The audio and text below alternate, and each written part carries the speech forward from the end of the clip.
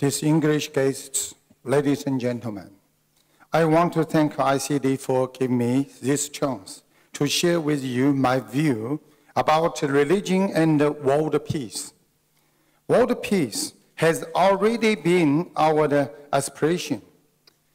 I believe that the ideals of religion can contribute to not only a healthier state of mind, but also world peace. Buddhists believe that a person is made of two parts, a body and a soul. If there is only a soul without a body, then it's a spiritual. On the other hand, if there is only a body without a soul, then such a person is mentally handicapped. This tells us how important the spiritual life is. If a person doesn't have a spiritual refuge, they will soon be without energy and passion. They would have no interest in anything in the world and be in a state of the self-pity. Imagine a person following their dream when they are certainly hit by the failure. Their world feel dejected or even fall into depression and end up developing a mental illness. That is why religion plays such an important role today. Religion teaches us to be tolerant, compassionate, and grateful. Therefore, religion has a great impact on how we think, act, and speak. If you look around, then you would find that people with religious beliefs live a happiness life than those without. Moreover, when a person has a spiritual refuge, they would be able to entrust everything to the hands of God and the Buddha.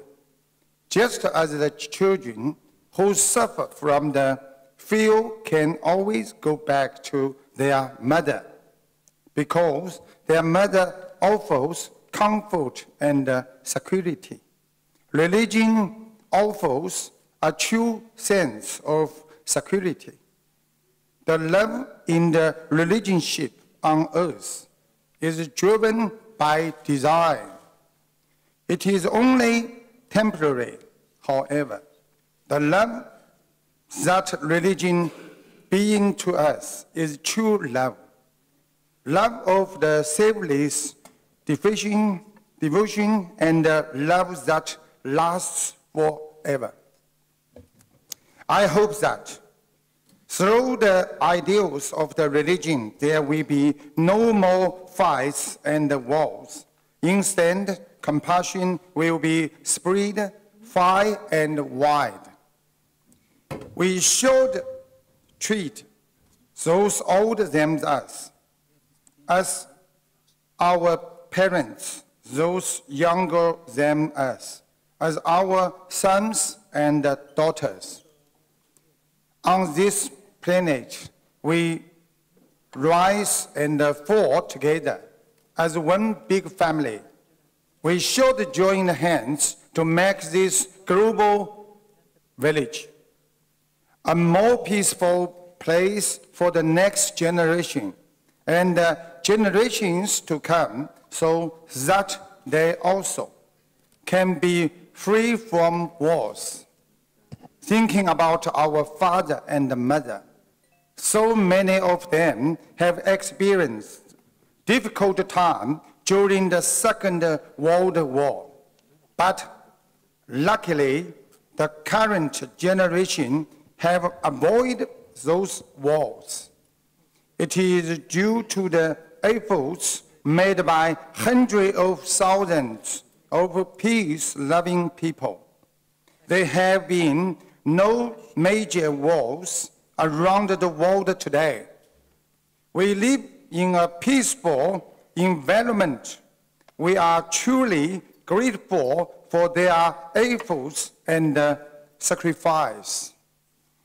Buddhists promote peace, so we called upon our religious leaders to work together for world peace, regardless of who you are or where you are from, for the common interests of all the research of the human beings. Let's forego our self-interest and embrace everyone on this planet. Today, kids can grow up happily, and parents can go to work in the stable society. We know this could not have happened without those who were willing to give their lives for the cause of world peace. Like Nelson Mandela, his story has inspired so many of us. We respect Mr. Mandela and we embrace his legacy. Buddhists often say, when we see other people suffer, we share with pain. If we truly feel the pain of others with our deep sense of compassion, then no hatred or fights would arise. We should know that at the end of our life's journey, we will not take anything away with us. This is what we mean by we don't truly own anything in the Buddhism. In other words, we can treat the time we spend on this planet at the short and temporary stay. If we look at things this way, they will know that during this short stay, there is nothing in this world we should be attached to. Let me tell you a true story. In the 2011, the Brisbane in Australia was hit by the worst flood in the years. A friend of mine had a house by the river. He locked up his house and left for a business meeting at the Philippines. Around that time, but when he returned to the Brisbane, he could no longer find his house. His house was gone. The house had been swept away by the flood. This story shows us what Buddhists mean by nothing is permanent. What you have today can disappear tomorrow. We have to understand that all the things we see in the world today are empty by nature. So at the end of the day, we don't really own anything. We didn't bring anything with us when we were born, and we can't take anything away with us when we die. What is the implication for the peace with them? I think the key thing here is we need to learn to let go.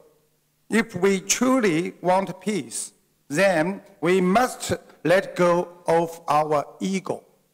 When everyone is willing to work together for peace, then true peace will certainly arrive. I deeply hope that the ideals of the religion can touch everyone's heart and transform our minds so that this world will be filled with love and our dream of the peaceful world will soon come true.